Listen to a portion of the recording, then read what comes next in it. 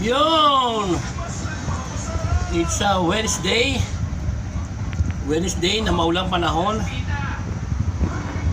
Welcome to the Great Joyce page, kung saan pagkain at ulam at pagkain ang ating number one at bida ng tahanan.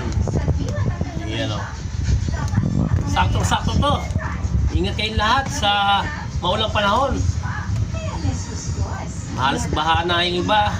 Kaya ingat-ingat sa ating mga kababayan.